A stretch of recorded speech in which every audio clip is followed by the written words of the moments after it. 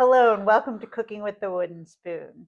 Today, together, we are making a fantastic biscotti flavor that I never thought I would like, actually, but I love it.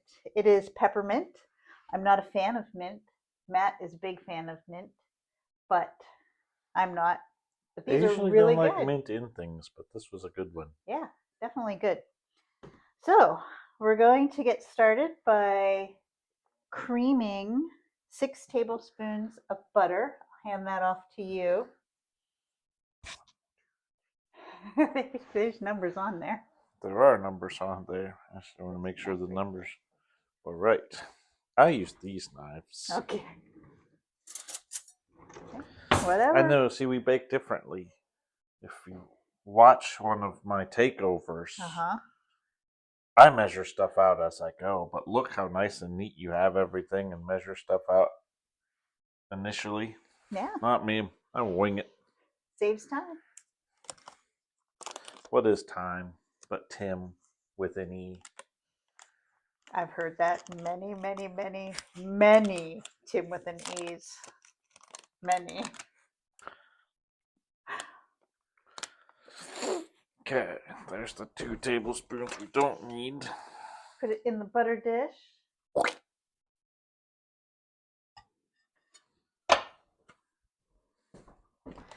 You always have creative ways of doing things.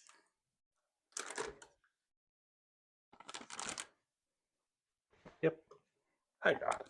Okay, I'm the sous chef. Okay. I just chop vegetables.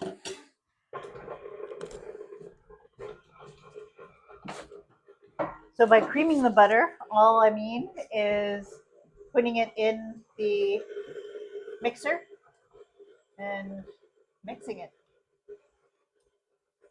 Matt actually taught me that when you're doing baked goods, if you cream the butter, you get a softer and better product. Yep. What's next that goes in here? Sugar. Two-thirds of a cup of sugar. So one way that I remember this recipe is that it's two-thirds, two-thirds, two-thirds. We got two-thirds cup of sugar, two-thirds cup of peppermint candy pieces, two-thirds of a cup of white chocolate. So for the peppermint candy pieces, they sell in the store bags of peppermint candy pieces. You could buy that, or you could buy peppermint candy. And actually, that's a good idea to get the bag. You could buy peppermint candies and you could crush them, but it's way easier. See how nice it is when you're tall and your arms are long? Yep. Go gadget arms. Yep. I wish I were a little bit taller. Great. Uh-oh. We're definitely showing our generation if we know the Go-Go Gadget theme song. Aren't you impressed that I probably haven't seen that show in like 20 years, but I still know the song? I'm not surprised. He comes up I with don't movie remember what we quotes. needed at the grocery store, but that one, that's got permanent home in there. That's good. He's got movie quotes aplenty. He and his friend Clay, they converse with movie quotes, and I can't do that. Lines of poetry, I'm all about that, but movie quotes just don't stick. I did not do well with poetry. I know.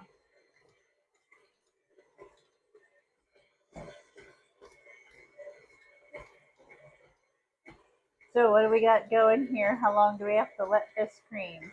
Another 30 seconds or so. Don't When worry, I'll creaming cut all butter, cut! this. And we're back! When creaming butter, my general rule of thumb is when you think you're done, wait 2 minutes. Okay, cool. Perfect.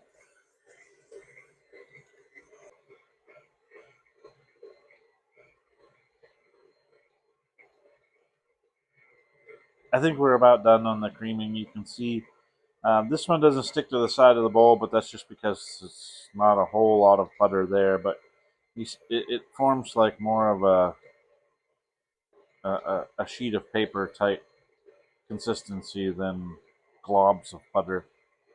So that's how you can tell. It does stick to the side a little bit. So this is pretty well done. We're ready for the next step.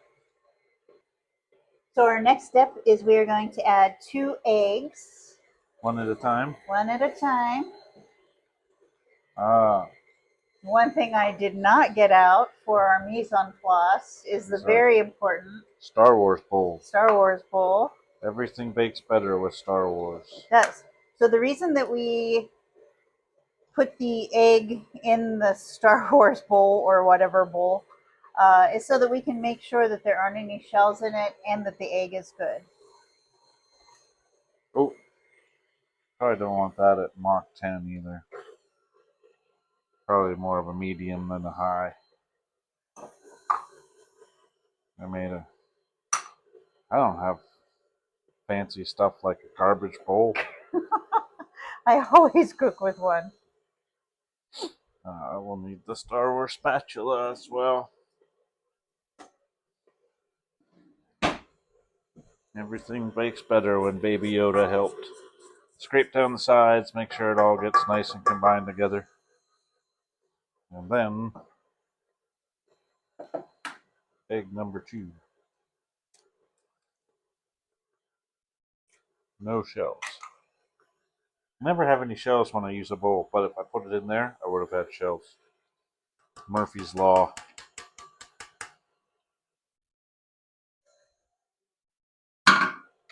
Clang. Sorry about the clang. Alright. Now we have a goopy mess in here, but that's perfect. What's next? Next, we're doing 1 teaspoon of vanilla, 1 teaspoon of peppermint. Okay.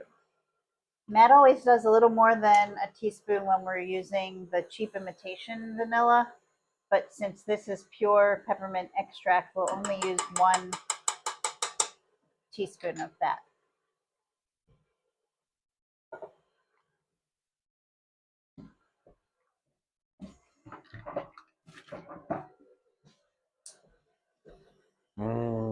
Minty. It does smell good. Yeah. It smells like Listerine. Cool. Smells minty. Did you need that teaspoon? It's clean. Nah, this is good. Since these are dry, I'll use this because it's dry. But the next step is we are going to add, we have 2 cups of flour, and to that we are going to add 1.5 teaspoon of baking powder. Or 3 halves. Or 3 halves, that's actually what I'll do.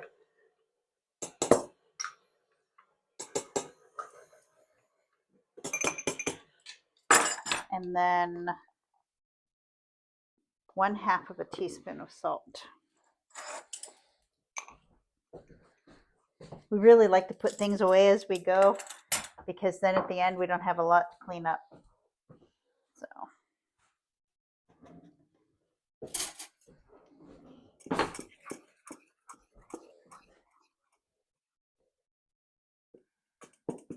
Ready for the dries. Ready for the dries.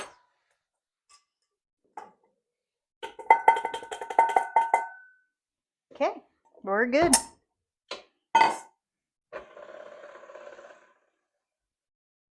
We have our oven preheated to 325.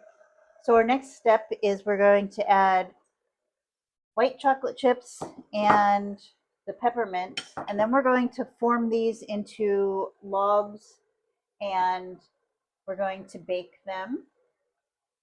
And then we're going to take them out, cut them, and bake them again. Isn't that what biscotti means? Twice baked? It does. Yep. Twice baked cookies, twice baked potatoes. They're all delicious. That is true. I would rather have a twice baked potato than a twice baked cookie, but I'm guessing that you would rather have a twice baked cookie. Or raw cookie dough.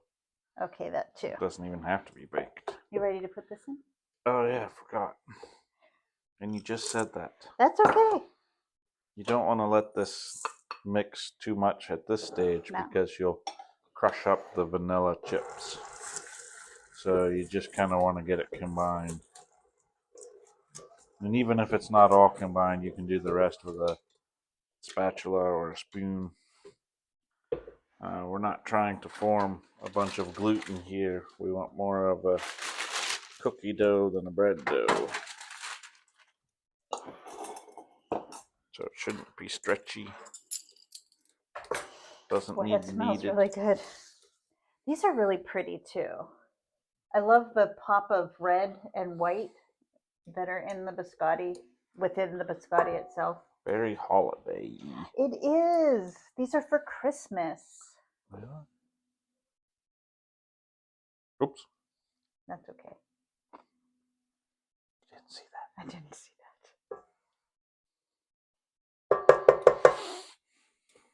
Since we are serving these to friends and family, we are being careful. Oops. I'm about to get sticky hands. So when I do biscotti, I measure to make sure that I have even logs, because if you have logs that are pretty close to the same size, they're going to cook more evenly. You won't have one that is super, well done and the other is raw in the middle. So I'm pretty careful.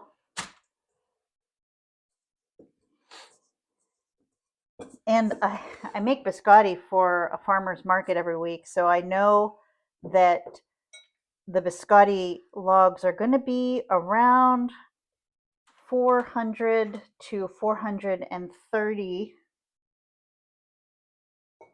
grams. So I'm going to hand that to you. So what I usually do is I take it and I kind of stretch it as I go. So you want your logs to be about 9 by 3. I don't have to measure anymore, but you can if you want things to be a little more precise. Now, even though we're not making these for the market, I still want the product to look nice because they are for friends and family who are very important to us.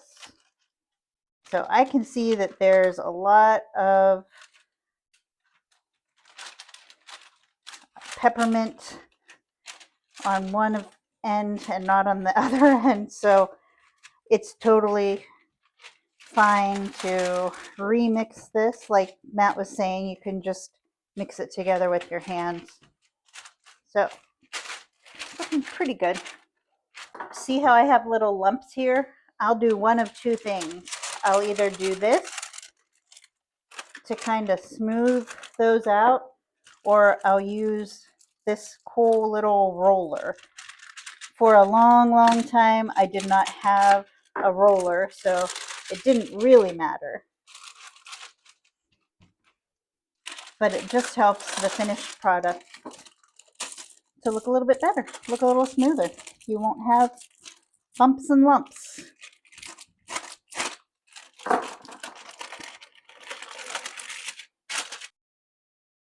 Go.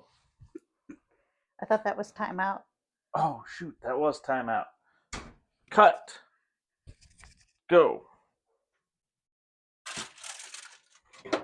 Okay. Here are the peppermint biscotti, fresh out of the oven. You can see the nice browning around the edges. Mm-hmm. They're beautiful. They smell wonderful. And they look cute. And they look great. So we have to wait 15 minutes before we can cut them. And in about 5 minutes, I'm going to take them off of this tray and put them onto a cutting board. One thing we forgot to point out, these baked for 30 minutes. You said the temperature was 325, but we didn't say the time. 30 minutes was about perfect for them. Right? Yes. Roger. Out. Okay, we are ready to cut. You can see how much they expanded when we cooked them. And even though I had perfect rectangles, they're kind of wonky, but that's okay. It won't affect the taste, and we'll get them to look good.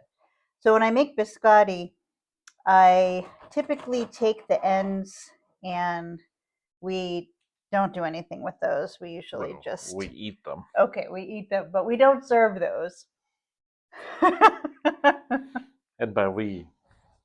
Yeah, that's true.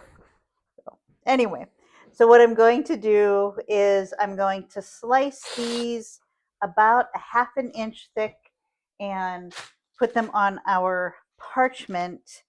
If you have a hard time slicing these, one trick that I've found is if you take a pastry brush and you just brush some water on it and let it sit for a few minutes, it'll make this soft enough that your knife will go through pretty well. I always use a serrated knife for biscotti. It just cuts a lot more cleanly. Would you like to be the cutter or would you like me to? I think you do a good job. Okay. I'll just be a cheerleader. Go. Okay. You can do it. Thanks. Give me a C. Give me a U. Give me a T. Cut, cut, cut. Okay.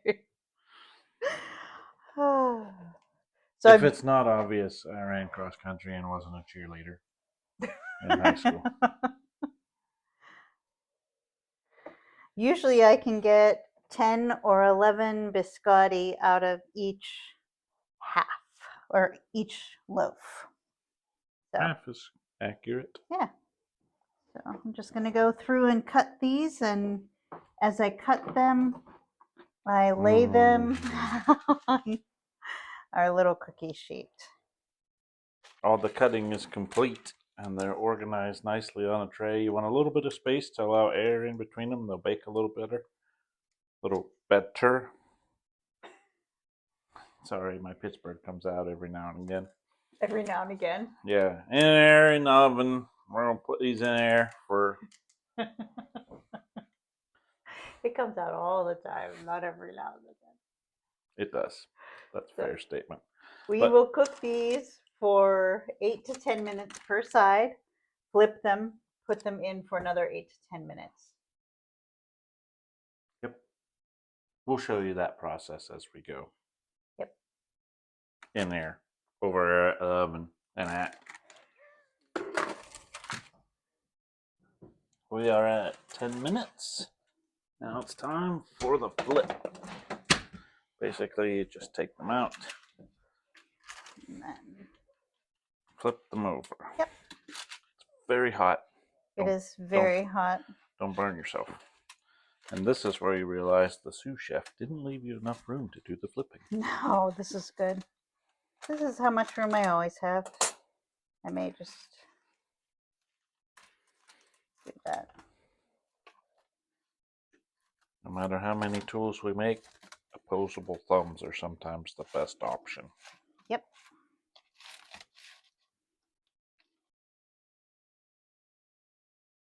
Remove the biscotti to a cooling rack. I think they turned out really great. Yeah, you did a good job. We did a good job. Ready for a taste test? I'm ready for a taste test. Thank you. Can I share your coffee? You can share my coffee. Got a nice little crisp snap to them. Mm-hmm. The bottom is actually perfect. Mm-hmm. And the sides are perfect too. I have seen recipes that for biscotti that the recipe requires you to cook the biscotti at 350, but I think that's a little bit too hot for biscotti because it gives you more brown on, especially on a light color biscotti. Chocolate, it won't matter as much, but a lighter one, you don't want super brown biscotti. So 325 is perfect. Yep. And they're a perfect Wow. cookie to have around during the holidays because they don't really get stale. You can leave them out. People can munch on them. Yep. They have a very long shelf life. You can just leave them in a container or in a jar and let people just pick at them for however long you have company. It's and you great. can freeze them. Yes. Make them well in advance and freeze them and then just pull them out Christmas week.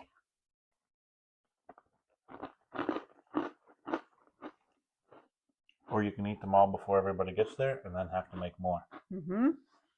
That happens with snickerdoodles. Mm-hmm. That's very good. Mm-hmm. Good job. I like that they're crisp, but they're not tooth breaking. Mm-hmm.